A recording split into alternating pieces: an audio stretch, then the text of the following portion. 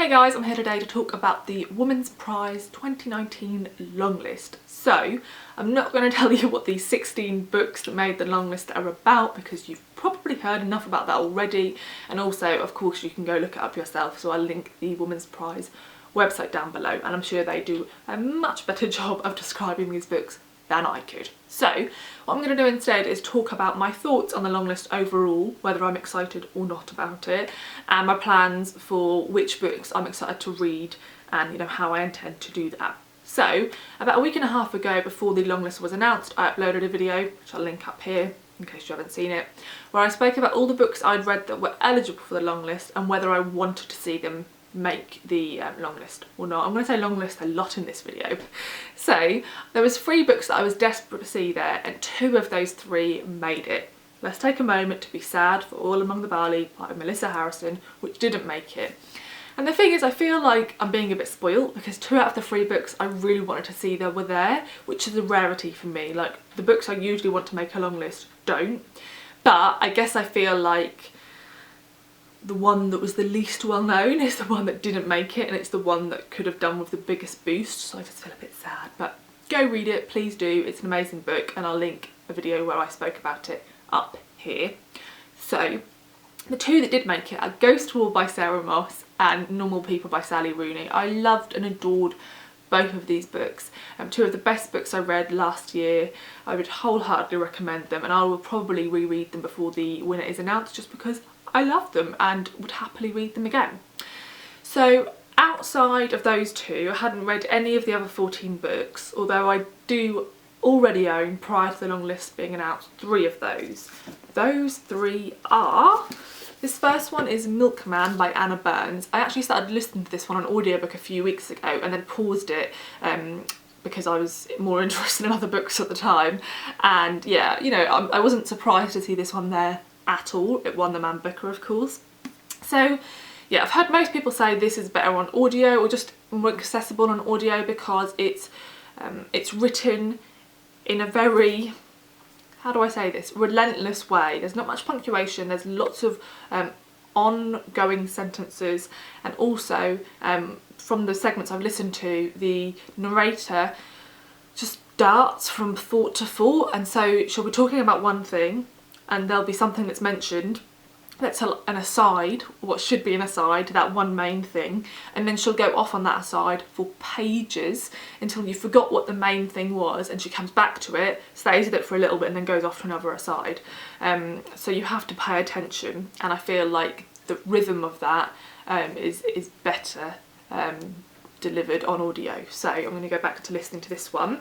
The other one I have is Freshwater by Awaki Amizi. I was really excited about this one, and you might notice that I don't have the UK edition because I much prefer this beautiful US edition, so I got this shipped over, and I'm really intrigued by this one and looking forward to reading it. And then, funnily enough, a few days before the longlist was announced, I emailed the publisher about this book because I thought it sounded really good. And it wasn't until it arrived in the post, after they very kindly sent it to me, that I realised it would be eligible, and then it made the list. And that is Lost Children Archive by Valeria Luiselli. So the reason I think a lot of people didn't consider this one as one that could make the long list is because usually this author's books are translated, and this is the first time she's written one of her books into English in the first instance, which of course makes it eligible. I'm really intrigued by this one. This sounds like quite an interesting concept, so yeah, go look it up, because as I said, I'm not going to spend lots of time telling you what these books are about, but this may be one of the first ones I pick up in physical form and read. So then what I did is, outside of the ones I'd already read and already owned and knew I wanted to read, I had a look at the list, and in all honesty, I think just mainly because of the amount of videos I watch, I knew about all of these books bar one. So the one I hadn't heard of is Remembered by Yvonne Battle Felton, and all of the others I'd either seen people review or seen people haul. So yeah, it's shocking what a difference BookTube makes. Several years ago I probably wouldn't have had the majority of books that made it onto long lists like this. So I already had an idea of whether I wanted to read some of these books, and some of them I didn't know much about and had to do a bit more research in. So what I did is I decided there was a group of them I wanted to buy because I thought I'd really like them and rather have my own copy, and a group that I was a bit more unsure about and would rather get from my local library. Now obviously this is all affected by what is available at my local library, and actually a few of the books I was unsure about were not available, and so I've bought them. So it hasn't ended up that the ones I'm like think I'm gonna love are necessarily the ones I actually paid for, and there's a couple that I'm a bit dubious about that I've still bought because I really wanted to give them a go. So some of them haven't arrived, but what I'm going to do is I'm going to go through the ones first that I bought and, you know, are pretty convinced that I'll really enjoy, so was happy to buy rather than get from the library. One of those has arrived, and that's The Silence of the Girls by Pat Barker. I adore this edition, so that helps. But I've heard really amazing things about this one, and was excited to see it there. And I'm never really drawn to books like this, like myth retellings, but this is one that when I've heard people talk about it, it sounds like a really insightful, intelligent book, and so I was really keen to give this one a go. So I'm now glad I have sort of a push, an excuse to pick it up sooner rather than later. So again, this is one I'll probably read quite soon. Another one I was really happy to see there is Praise Song for the Butterflies by Bernice L. McFadden, and that's simply because I have been intending to read a Bernice L. McFadden book. Dee Dee from Brown Girl Reading raves about her books, and I've always had her books on my list to pick up, and she's not particularly sort of easy to find in like bookshops in England, so she's just not someone when I browse I see, and so I've never got around to reading one of her books, but I'm glad that this will now sort of give me the push to pick one of her books up. So I've actually ordered myself the US edition because again I prefer it.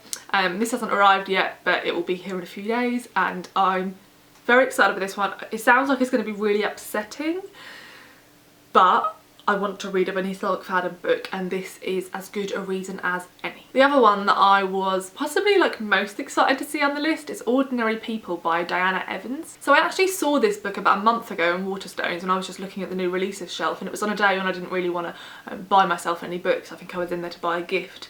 And so I thought, you know what, I have not really had anyone talk about it. It sounds good, but maybe I'll wait and I'll see if I see anyone else review it.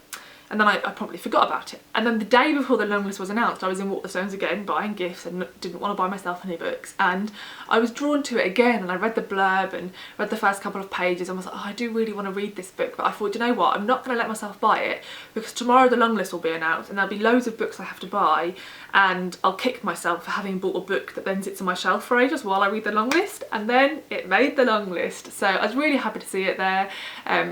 Really excited to give it a go, and the paperback actually comes out, I think it came out on March the 7th, so it was quite good timing because you know, I tend to prefer reading in paperback, so I've ordered that edition. This one sounds like it's right up my street and I'm hoping to love it. So it's at the moment, it's probably the one that I haven't read that I'm most excited for, but you know, you never know how you're actually going to end up feeling about these books. And then these next two I bought, I actually wanted to get from the library because I wasn't 100% sure I'd like them, but my library doesn't have these two, so I've bought them. So the first one is The Beautiful Remembered by Yvonne Battle Felton. As I said, this is the one I hadn't heard of, and I don't really know much about it.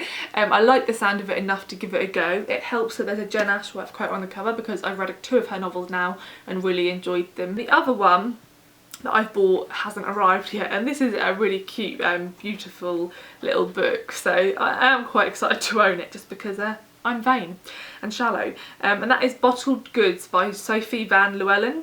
Who doesn't want a book with a cat on the cover? So this is a tiny little book. It sounds quite odd, I enjoy an odd book, and yeah, I'm very intrigued by this one and curious to see where it goes because I have no idea, and I'd only seen this because I believe I'd seen Jen haul it, and other than that I haven't seen anyone review it, so have no idea if I'll enjoy it or not. Then there's two that I'm going to audiobook, and one of those is Circe by Madeline Miller, and I actually started listening to it on audiobook yesterday.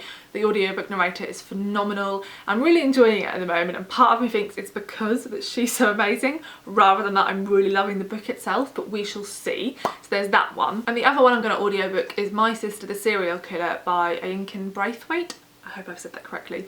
So this is one I didn't think I'd see on the long list. I know a couple of people predicted it would be there, but I'd heard mainly like mediocre reviews, so I was quite surprised it made it.